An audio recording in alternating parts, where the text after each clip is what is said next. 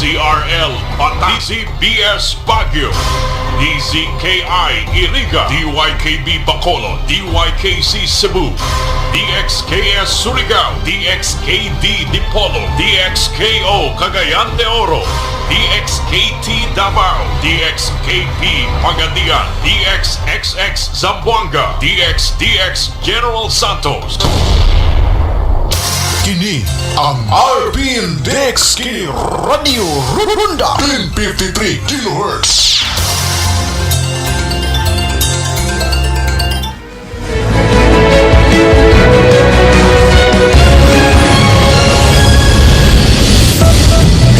Good evening, I'm Theo Ontiveros. Welcome to Newsnight, where we go above and beyond the headlines. Tonight on the program, research experts say the country's overall COVID-19 situation is improving as Metro Manila authorities are confident the region will qualify for an alert level downgrade soon.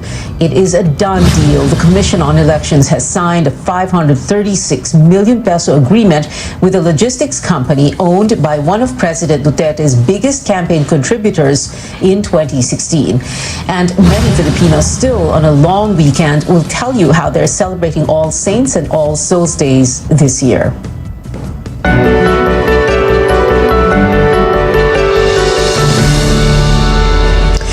For the past 2 weeks, Metro Manila is on COVID alert level 3, but even with increasing mobility, the Octa Research Group says the COVID outlook in the country's capital looks promising. Our Caroline Bonkin reports.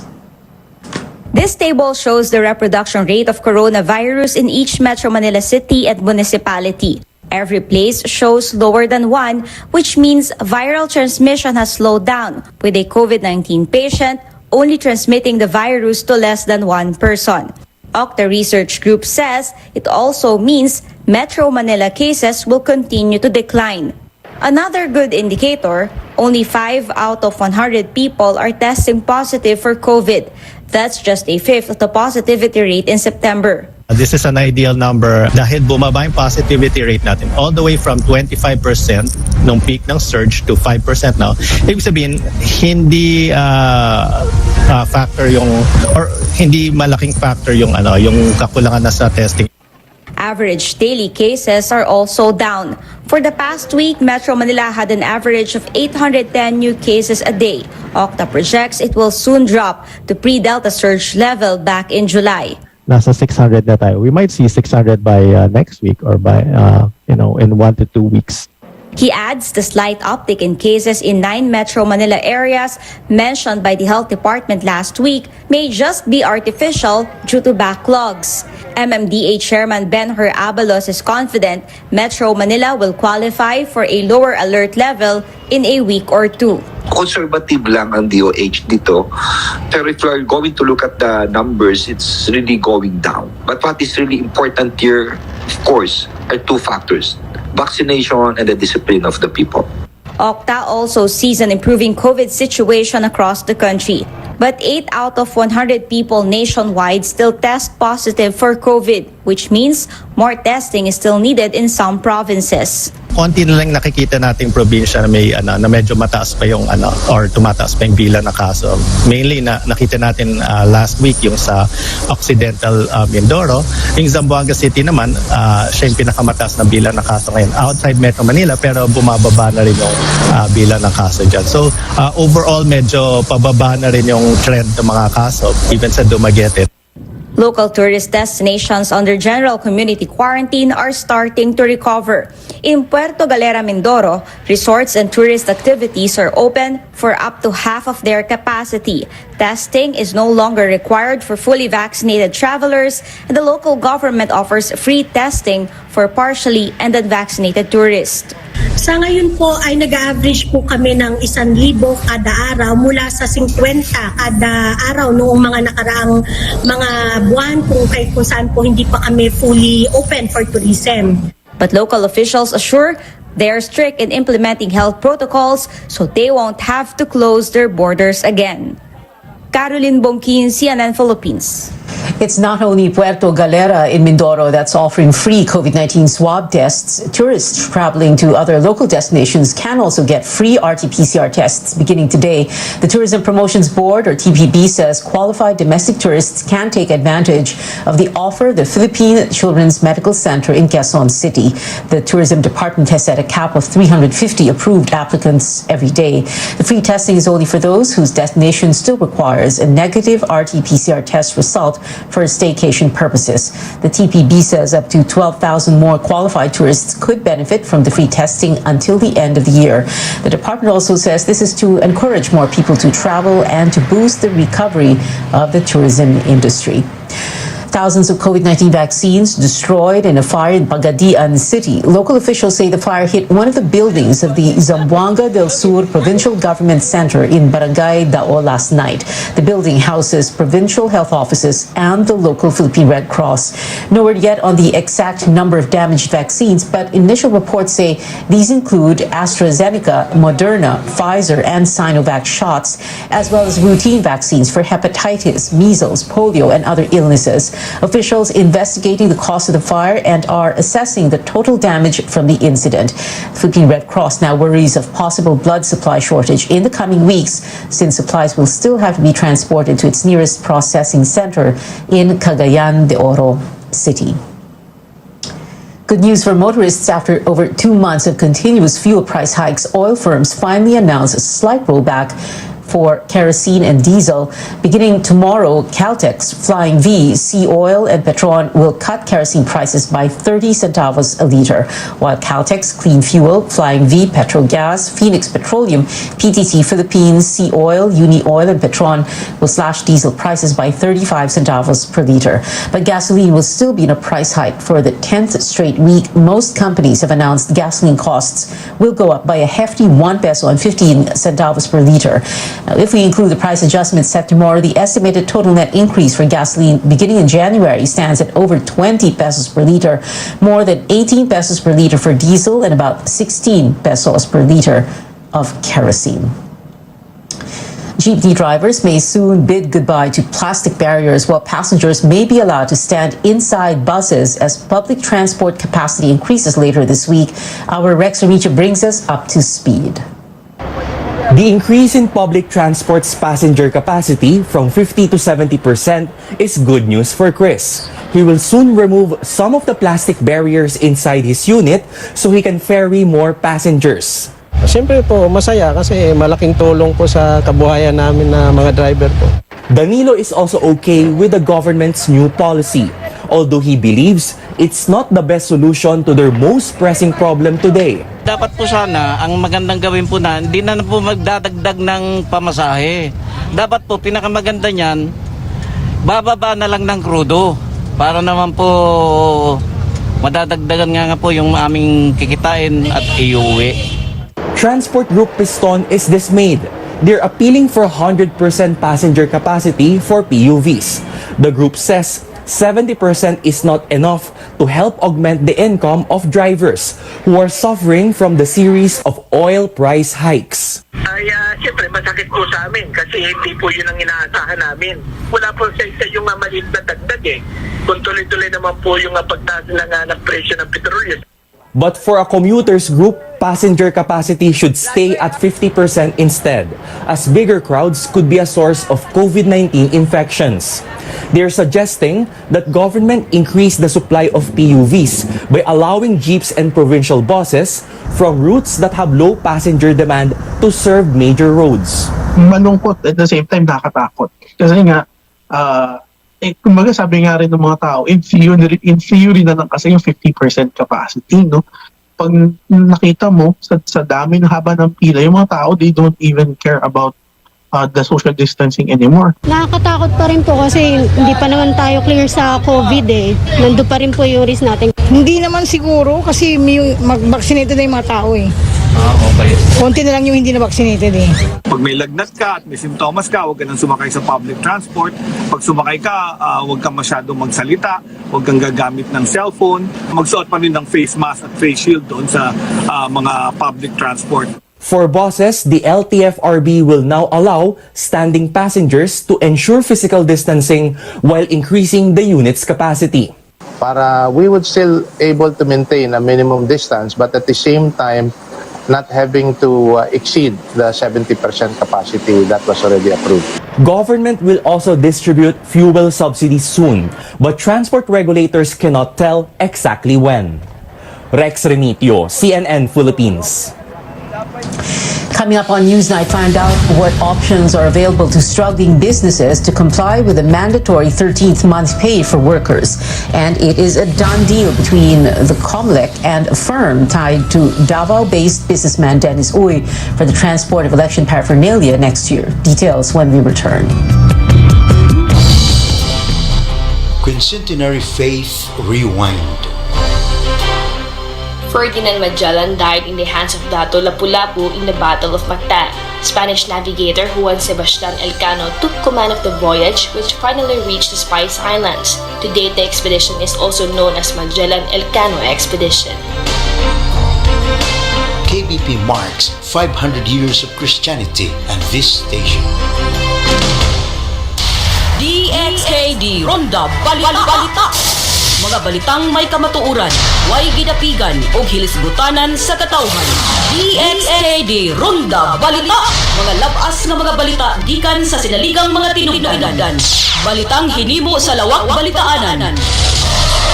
Diin inyong madungog ang mga balitang lokal, regional, national o international o uban pang may kalabutan sa atong kadiliman. Gihatod kaninyo live gikan sa RPN DXKD Radio Ronda Broadcast Center.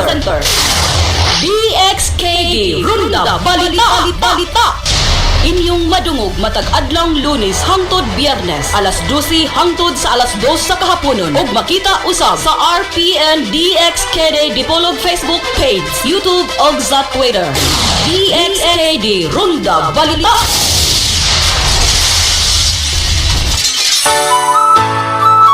Taytayan sa paglaom. Taytayan sa paglaom. Mga higala, kumusta? Ani-ana ang tulumanon? Taytayan sa paglaom. Maghatod sa mga balita, hisgutanan ug pagpangumusta. Matag adlaw Sabado. Gikan alas 9 sa buntag ngadto na sa alas 10:45 sa buntag. Taytayan sa paglaom. Taytayan sa paglaom.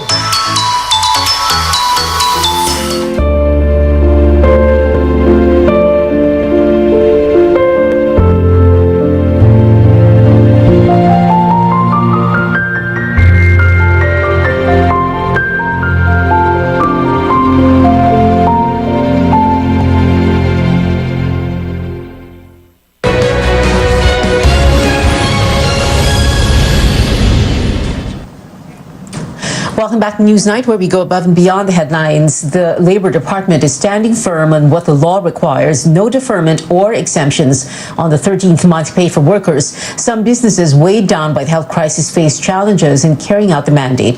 Our Tristan Nadal joins us live for the details. Tristan?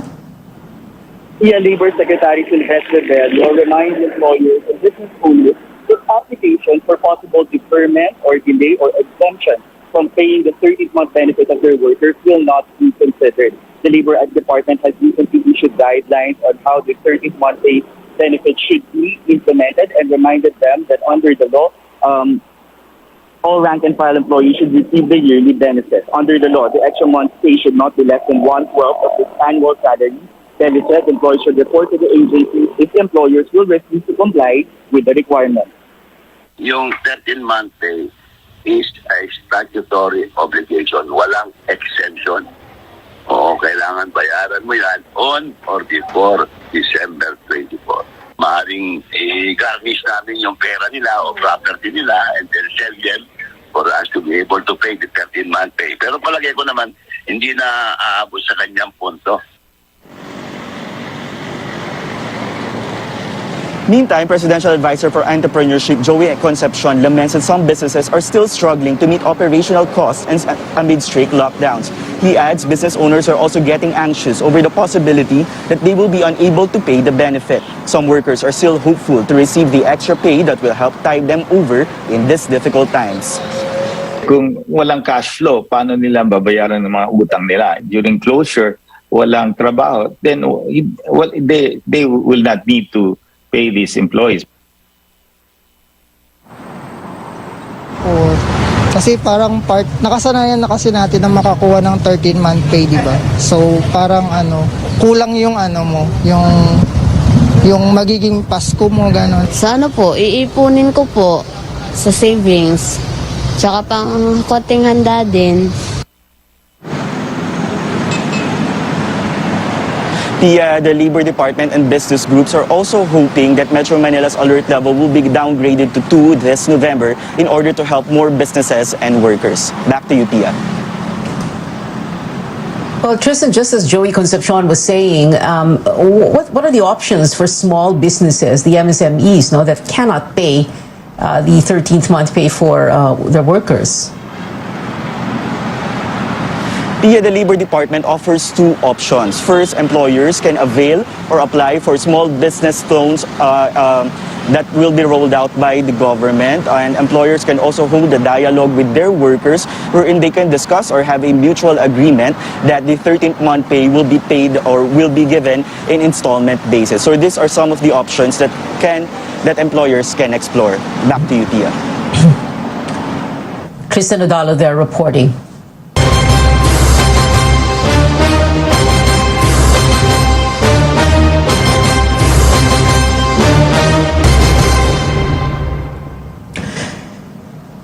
It is official, Davao-based businessman Dennis Uй's F2 Logistics will be in charge of the courier needs of the Commission on Elections for May 2022. The 535 million peso contract includes transporting and storing ballots, vote counting machines, and other election paraphernalia nationwide. Critics have flagged alleged conflict of interest about the deal, given Uй's close ties with Malacanang. He's one of the biggest campaign donors of President Rodrigo Duterte in 2016. COMELEC Chairman Sharif Abbas earlier said the bidding process was above board, and Uй's links to Duterte do not disqualify him from vying for the big ticket contract. F2 won over 3 other couriers for the deal, a copy of which was published on the poll body's website over the weekend. The commission requires the logistics company to provide an online monitoring system to check where the deliveries are and if trucks are following the correct routes. COMELEC can also inspect F2's warehouses. Now, last-minute voter registration happened on Saturday as applicants waited in line to get a chance at electing their next leaders. In Caloocan, some people say they were promised priority. Instead, they say forms given to them already had thumb marks of other people. COMELEC vows to investigate the matter. Paolo Barcelon tells us more about the last-day rush in this report. Zephaniah Protasio is a first-time voter in Antipolo City. After 2 months of waiting for her slot, she was finally able to appear in person and register on the last day. Nag-online scheduling po ako, and yung open na schedule for last day na. Meanwhile, Nino Libosada transferred his registration from Aklan to Antipolo City. He's happy he got accommodated despite arriving past the initial cutoff. Akala ko hindi ako makakahabol kasi busy rin sa work. Ngayon lang talaga nakagkaroon ng pagkakataon. It's this rush of last-minute registrants that officials expected to see. The satellite registration center in Antipolo processed over 1,000 registrants on its last day. Mas kabataan, first time, new registrants, transferees, marami rin nagpapa-reactivate. Talagang we anticipate na po na magdo-doubled up yung mga influx po ng mga registrants. Over in the nation's capital, people lining up at Manila's District 6 registration office still tried to haggle for a slot. Wala naman silang sinabi na 400, public advisory na 400 lang yung tatanggapin nila. Tapos pagdating ng mga tao, hindi nila tatanggapin. Dapat last day na hanggang sa merong tao, dapat asikasuhin nila. The local election officer there says this would have been avoided had people registered early. As usual po, pag last day ng registration, saka nagdadagsaan yung mga nagre-register natin. Lagi po yan, pag last day ng registration, laging maraming nagre-reklamo po.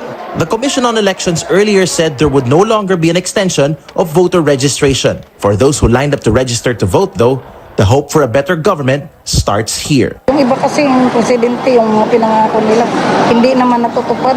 Kung alam niya po yung mapakabuti para sa bansa natin, not more so sa image niya, but more on sa country talaga siya nakafocus. Sana mabago naman sa ngayon.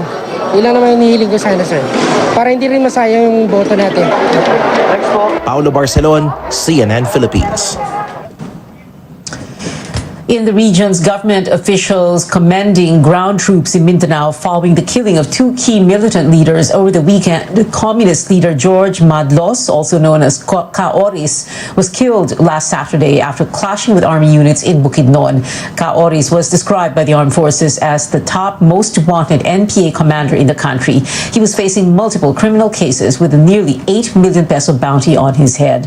Now, a day earlier, Salahuddin Hassan, a leader of a radical group, also killed in an encounter in Maguindanao. Security forces say they are on the lookout for possible retaliatory attacks. AFP Chief General Jose Faustino welcomes the latest security campaign of his men in Mindanao, saying the military will continue to sustain peace in the region.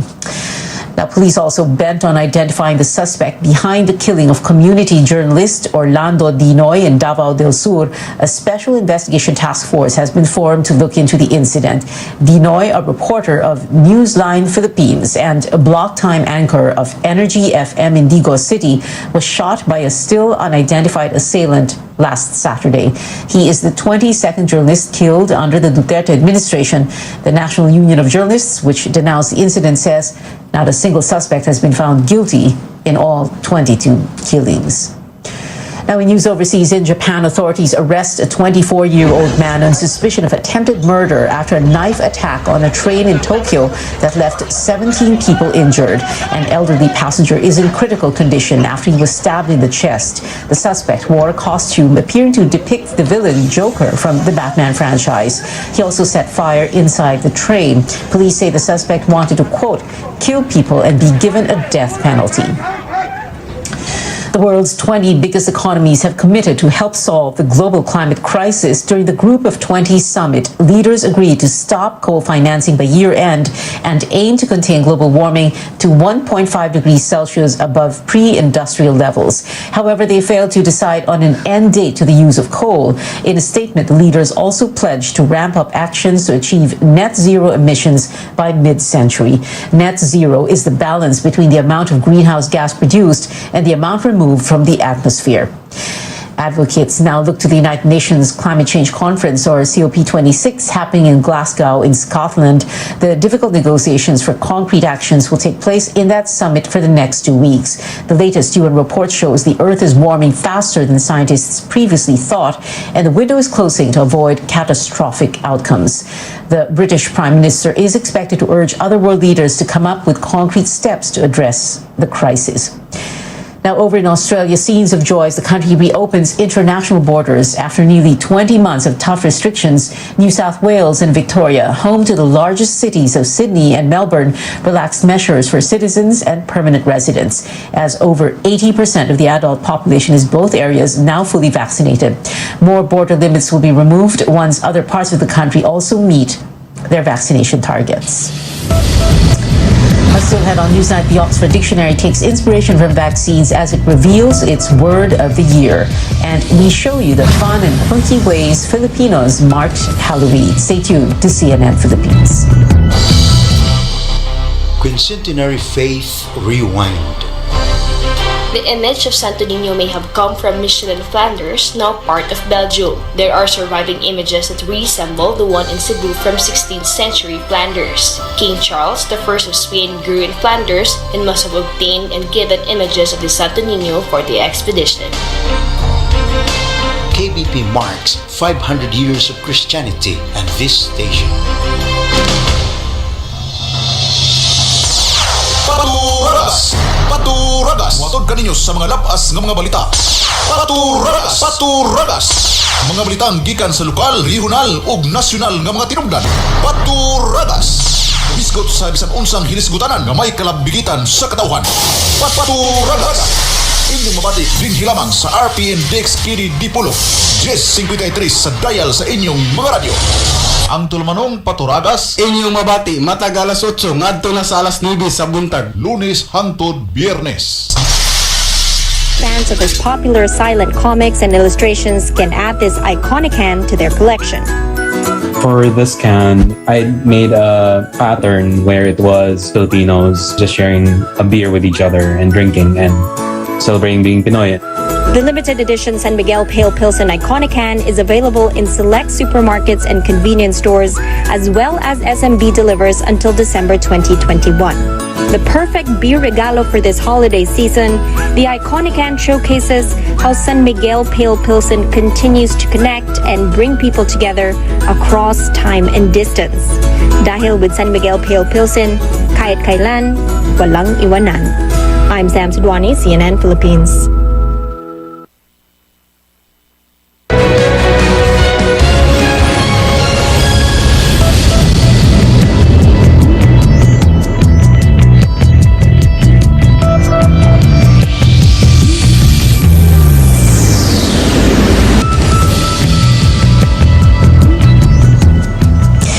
You're watching Newsnight. I'm Pia Ontiveros. 2021 was all about bouncing back from the year of lockdowns and getting vaccinated.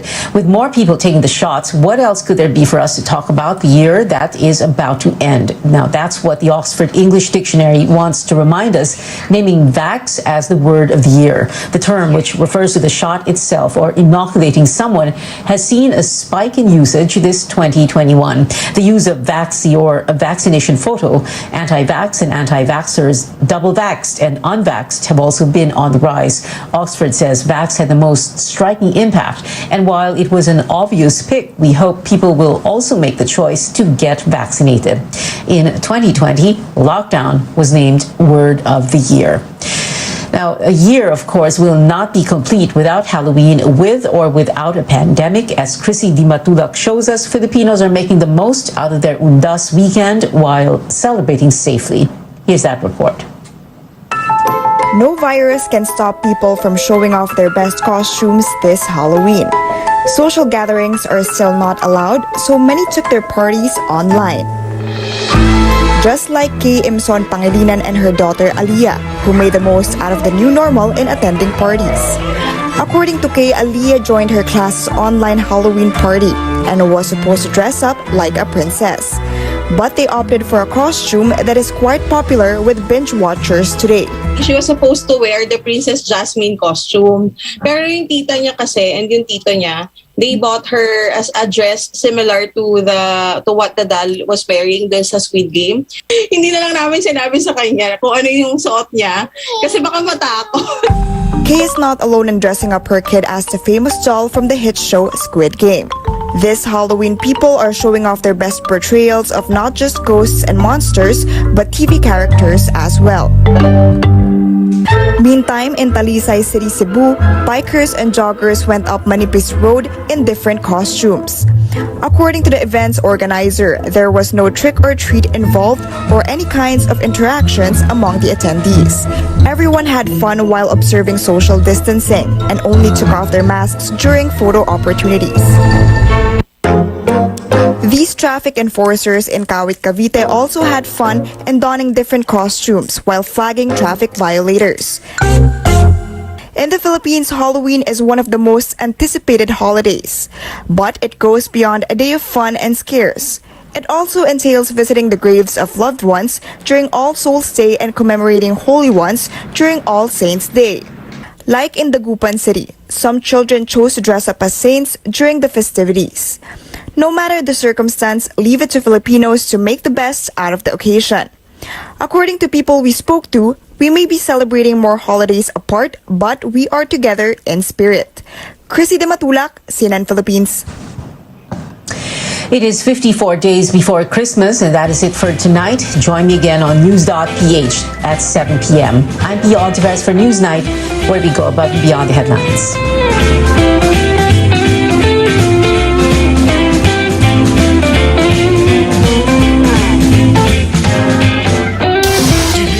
Ang RPN Dex Kini Radio Runda 1053 kHz.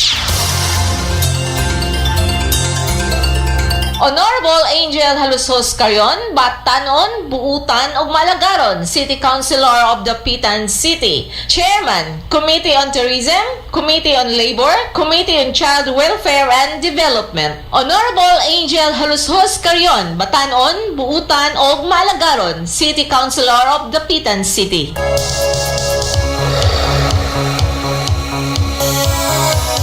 News Recap Pupong on board. Pangitabo sa tulo ka distrito sa Zamboanga del Norte, kalambuan sa politika, showbiz o agrikultura. News Recap Pupong on board. Inilang sa Radio Ronda alas 6 ngadto sa alas 9 adlaw Domingo.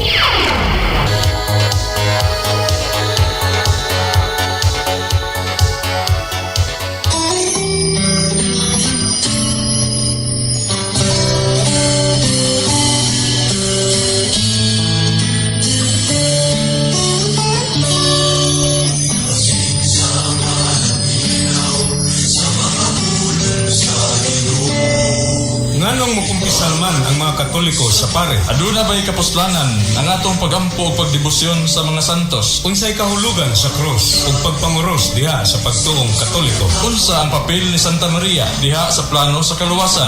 Kini mao'y pipila sa mga pangutana o katahap may tungod sa mga doktrina o pagtulunan sa simbahang Katoliko. Tungod niini ang Confraternity of Christian Doctrine o ang gitawag nga mga katekista sa parokya sa katedral uban ni Father Junilo Dagpin Jr. Mihatag og kahigayunan aron mamugna kining tulumanon. Katekismo sa radyo. Inyong mabati ug sa samang higayon makita sa live streaming dinhi lamang ng istasyon RPN DXAD Lunes ngadto Sabado sa matag alas 7 hangtod alas 8 ang takna sa gabi. Katekismo sa radyo.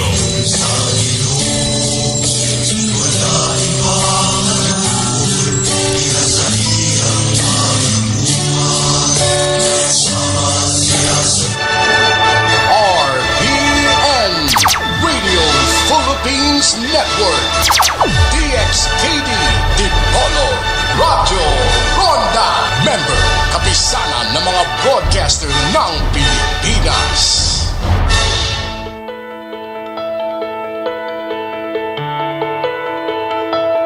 Every 3 minutes, a child is born with a cleft lip and or palate. Here in the Philippines, 1 in every 1,000 babies are born with the condition. A cleft lip and cleft palate happen when a part of the lip or the upper part of the mouth doesn't form properly during pregnancy. And as a result, the child has openings or splits in the upper lip, the roof of the mouth or the palate, or even both. These are 2 of the more common birth defects. It's upsetting for any parent to have a baby born with a cleft, but it can be corrected. While cleft lip and cleft palates are not totally preventable, there are steps that a mother can take before and during pregnancy to lower the risk. I'm Dr. Freddy Gomez, and welcome to MedTalk Health Talk here on CNN Philippines.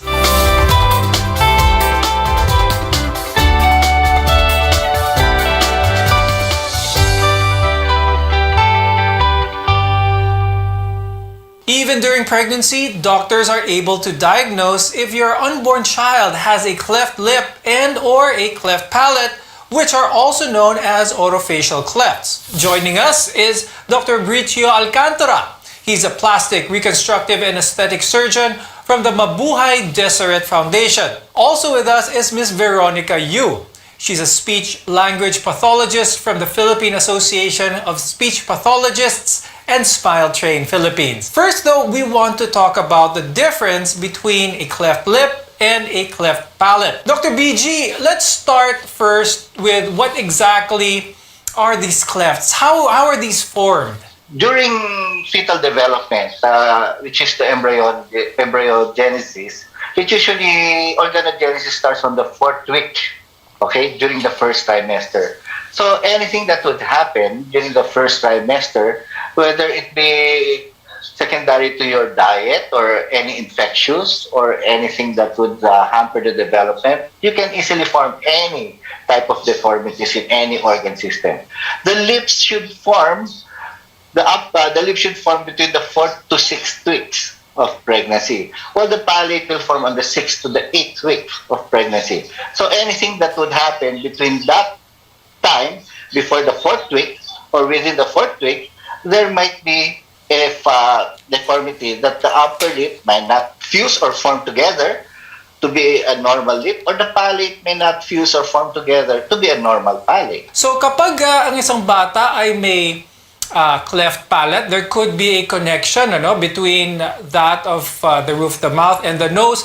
How does this influence the speech ng isang bata? Patients with cleft palate would usually have problems in speech. So first evident effect of cleft palate is what we call the resonance problem, which is hypernasality, wherein most of the sounds or most of the air would be coming out from the nose. Also, since there's an opening doon sa wall that divides the oral cavity, the mouth, and the nose area, so the tendency is that even if the air is supposed to come out of the mouth, it would always come out of the nose, causing distortion in speech, such as nasal air emissions. So how does a mother go about the challenges of, let's say, feeding a baby who has a cleft lip and palate? For the cleft lip, what is important there, the function would be your oral competence. Yung sinasabi nila na if you're gonna feed something, whether liquid or food will not roll out. Hindi lalabas ang pagkain. So you need to treat that so that the competence will be there. Now, in regards to the cleft palate, what is important there is the speech. Sabi ni Ma'am Veronica. Kaya na importante. Now, in regards to feeding, they have special nipples.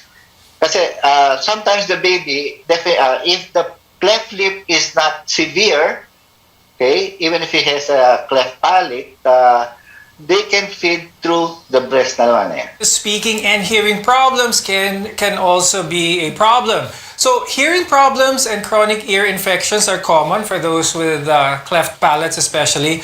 Now, Ma'am Veronica, why do these happen? Bakit nagkakaroon ng ear problems din ang mga batang may cleft palate? Anatomically, we have this tube that connects the ear and the throat area or the mouth area, and we call it the eustachian tube. So since there's a tube connecting both the structures, the ear and the oral part of the mouth, so the tendency is that if mas expose sa infection yung bata because of the opening of the mouth caused by a cleft lip or cleft palate, there's a big chance that that infection would go through the ear area, thus causing middle ear infections. Now, children with a cleft lip or cleft palate may also have trouble speaking. Katulad ng sinasabi natin kanina, their voices can take on a very nasal type of sound. And sometimes it's hard to understand them. Ma'am Veronica, let's explain this particular situation and how does this develop? Kaagad-agad ba to? Kapag nagsasalita yung bata, mapapansin na ba ito? One of the most evident effects of cleft, specifically cleft of the palate in children, is their problems in speech. So there's this misconception that after the structure has been repaired, automatically the speech will follow or the speech will improve or will be typical. So this is not always the case, because even when the structure has been repaired, the patient will still continue to do their wrong production of the speech sound, or what we call the compensatory errors. And a more common type of compensatory error is what we call the glottal stop, or in Filipino, ito yung impit. So the child or the patient will continuously produce the sound at the throat area instead of letting the air come out of the mouth. Another speech concern present in patients with cleft palate is the presence of nasal air emission. So like what I've mentioned earlier, because they've been used to that part at the roof of the mouth to be open. So even if naisarado na po natin, they'd still continue to do that production, and the air comes out of the nose instead of coming out of the mouth during production of oral sound. Later in the show, we'll talk about the different types of surgery to correct this problem and how soon can a newborn undergo any procedure. More after a short break. You're watching MedTalk Health Talk, where your health always comes first. So stay with us here on CNN Philippines.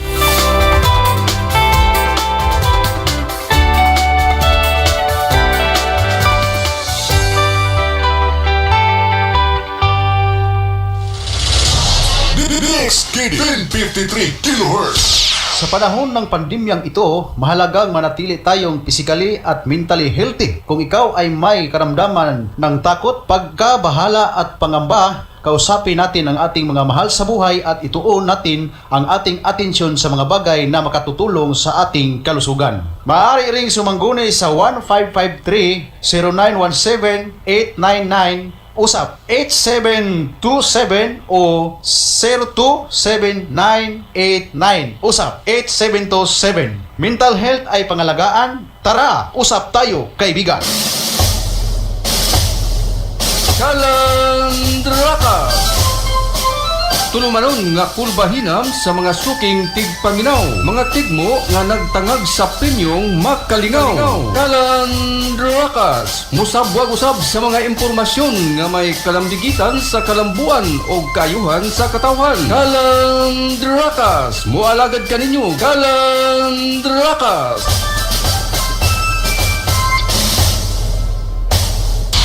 DXKD Ronda Balita.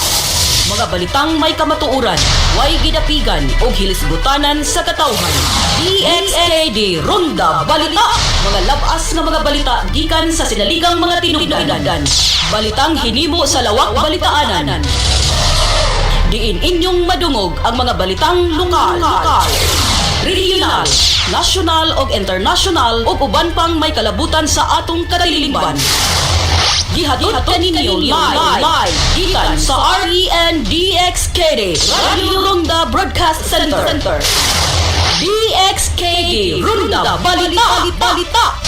Inyong madungog matag adlang Lunes hangtod Biyernes alas 12 hangtod sa alas 2 sa kahaponon ug makita usab sa RPN DXKD Dipolog Facebook page, YouTube ug sa Twitter. DXKD Ronda Balita.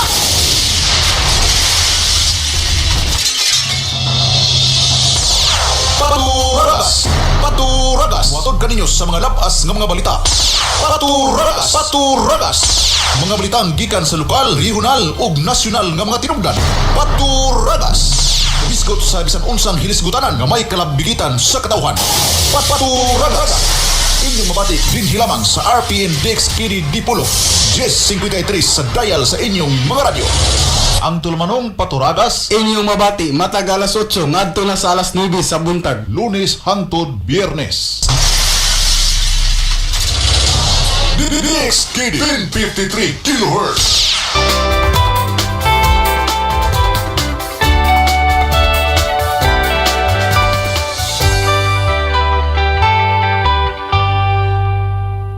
Welcome back to Med Talk Health Talk, where your health comes first. I'm Dr. Freddy Gomez. Now, in most cases, it's really difficult to know the definitive cause of a cleft lip and or palate, but experts believe that it can be genetic or inherited.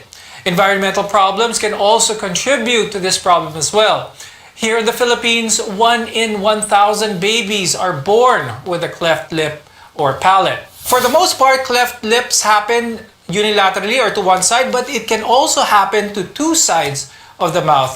Could you discuss this a little bit more, Dr. BG? The incidence of the cleft lip and palate actually in a normal population is 0.4%. Even without genetic factors, even without those risk factors involved, may 0.4% pa rin na can be unexplained na sasabihin. In regards to laterality, kung anong side ang mas common, the left is more common than the right than both of them. That would be 6:3:1.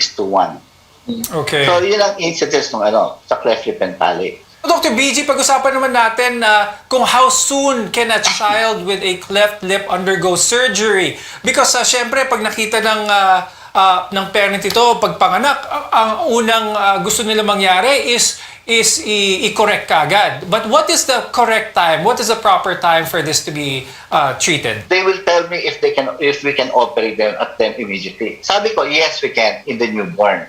As long as the pediatric intensivist, as long as the anesthesiologist will clear the patient for surgery, then pwede. And usually that would be around a week to 2 weeks for the cleft lip. So we can start early because of the new things now that we do, less ang risk, less ang bleeding. Now for the cleft palate naman, for the speech, you need to address them before the speech will develop or the baby will hear. So, pwede kang mag-start from 8 months to 1 year. Ma'am Veronica, as discussed ni Dr. BG, ideally makorek ang cleft palate para before even the child starts talking. But some of our, of course, some Filipinos have gone through several years in their life with this defect, so nakasanayan na nila ang nasal sound. Can this still be corrected later on in life kapag may edad na yung pasyente? Actually, that's why after surgery, we recommend that the patient seeks or consults a speech-language pathologist to help them unlearn the compensatory errors or the way that they've been producing the sounds with the unrepaired structure. And aside from unlearning these old habits, we want to teach them to produce the sound accurately and correctly this time since there's no more problem in the structure. Okay. Now, Dr. BG, pag-usapan naman natin yung actual operation. Matagal bang operation ito? How long is the recovery period? If it's just incomplete cleft lip, the surgery can only take around 20 to 30 minutes actually. Okay. Recovery time, the baby can go home. Pag lip, we're talking of the cleft lip, the baby can go home the day after the operation. Okay. Pag bilateral, meaning you have two defect here, right and the left side, it may take you around 1 hour to do the operation.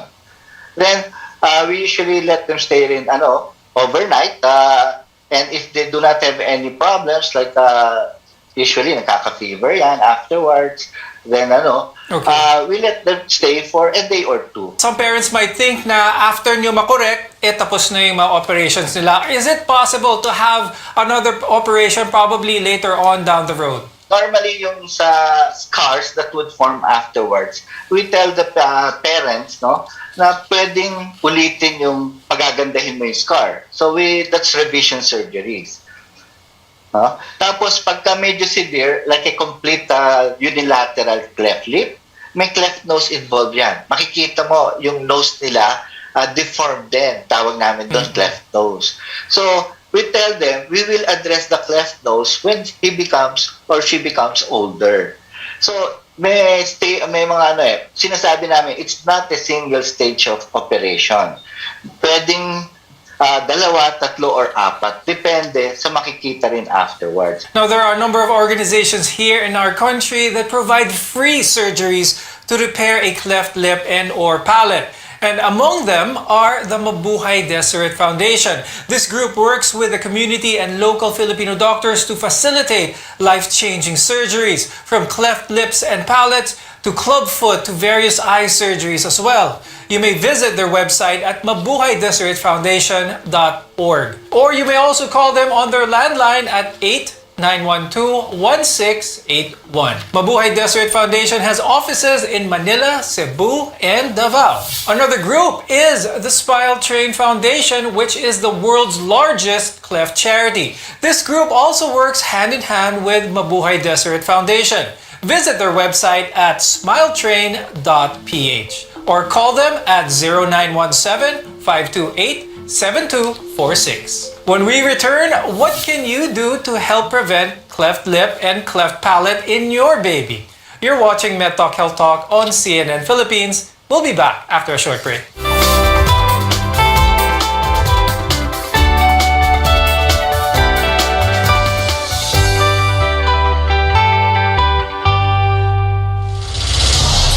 DXKD 1053 kHz. Dapitan City Councilor Jezebel Bing Balisado, konsehal sa Dakbayan sa Dapitan nga dali duulon og maabebihon sa iyang mga katawhan. Konsehal Bing Balisado maluluyon og matinabangon sa tanang higayon. Konsehal Bing Balisado sa Dakbayan sa Dapitan. Mga higalan namong suking tigpaminaw, maayong adlaw kaninyong tanan. Ang DXKD EM Station RPN Management Dipolog City magpahigayon og libreng panag-inambitay sa pulong sa Ginoo. Dialogo sa kamaturan. Among giawhag tanang magawali sa naklain-laing relihiyon sa pagtambong ning maong programa. Dialogo sa kamaturan. Aron mapabatiis tanang katawhan ang inyong matag baruganan, sumala sa kamaturan alang sa hingpit nga kaluwasan ug kinabuhing walay katapusan. Dialogo sa kamaturan. Ang dialogo sa kamaturan ninyong mabati matag alas 3 ngadto sa alas 5 sa hapon adlong Domingo. Buhagay sa Radyo Ronda matag adlaw Sabado. Buhagay sa Radyo Ronda. Ang buhagay sa Radyo Ronda inyo nang mabati matag Sabado sa may alas 6 ngadto na sa alas 9 sa buntag.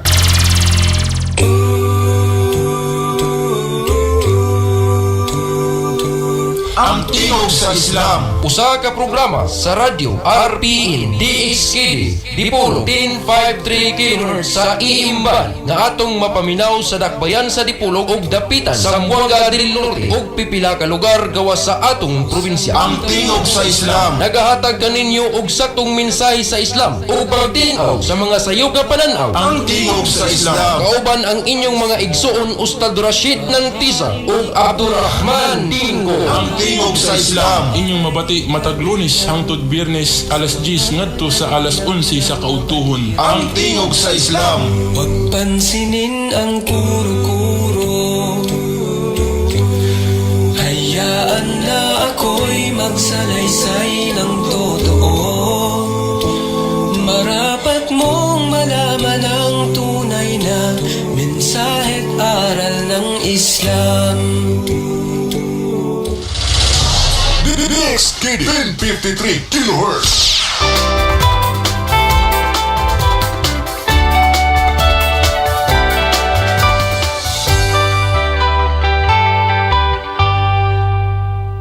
It's good to have you on the program. MedTalk Health Talk is your partner in health. I'm Dr. Freddy Gomez. Now, there are steps mothers can take to help lower the risk of having a baby with a cleft lip and cleft palate. First is taking folic acid even before their pregnancy. Ma'am Veronica, bakit folic acid? How does folic acid work? There is still a lot of inconsistent study about the effect of folic acid intake in the formation of babies during pregnancy. So I think one of the reasons why folic acid, because a lot of studies found that some parents or some mothers have limited or to no intake of folic acid during pregnancy, kaya nagkakaroon ng cleft of the lip or cleft of the palate yung babies nila. Now, there are a number of very important do's and don'ts. Dr. BG, pag-usapan natin yung mga do's and don'ts ng mga pregnant women to minimize that risk of having their child have a cleft lip and or palate. During the first trimester, it's always critical during the first trimester for any system that would be developing. Ang first thing is, if you have a friend, neighbor, or a relative, or inside your house that has an infection, stay away from them. Especially if it's a viral infection, like the ordinary colds, the flu, even the chickenpox, the varicella, they are the ones that would increase the risk. So one is infection, always in the first trimester. Next is exposure to radiation. If they work in a health facility, if they're going to need some checkups there, and they're near an X-ray machine or some machines that would have a radiation exposure there, then they have to go out again, or they have to protect them with a lead-lined apron. Okay? Drugs. Another thing is drugs.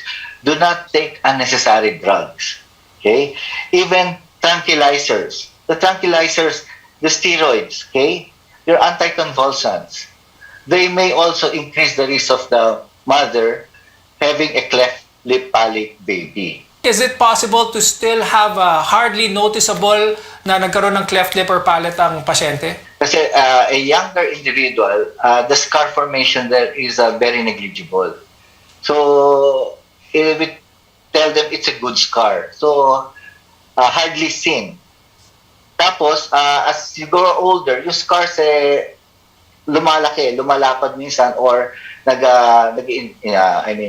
tumatambok. So, nahahalata rin. If you look at the upper lip, makikita mo, there are anatomical parts that you need to realign or kailangan didikit nyo ng husto para hindi halata. Okay? Pagka kahit hindi cleft lip, pag may nasugatan nga sa upper lip pag may hindi ka nadikit na maganda dyan na tama, makikita mo kaagad na nagkaroon siya ng sugat doon. So, kagaya na, you do an anatomical repair. Kung gusto mo talaga, it's a very pleasing scar. Ayan, so kay Ma'am Veronica naman, I'd like to ask, so if the functional part of a cleft palate especially has been addressed, can the speech of the patient be indistinguishable from someone who has not had a cleft palate? Actually, that's possible. Just at the start of this pandemic, Smile Train launched their telespeech services, and in a span of 2 months, we have around 2 to 3 graduates who was able to exhibit close to normal speech production after series of speech therapy sessions. And with that, I'd like to thank our guest for today, plastic surgeon Dr. Bricio Alcantara and speech pathologist Ms. Veronica Yu. It was really good speaking to you both. I'm Dr. Freddy Gomez, and we'll see you again next time. Stay safe, everyone.